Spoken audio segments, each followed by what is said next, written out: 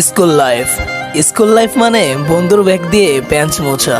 School life মানে প্রত্যেকের আলাদা আলাদা নাম দেওয়া।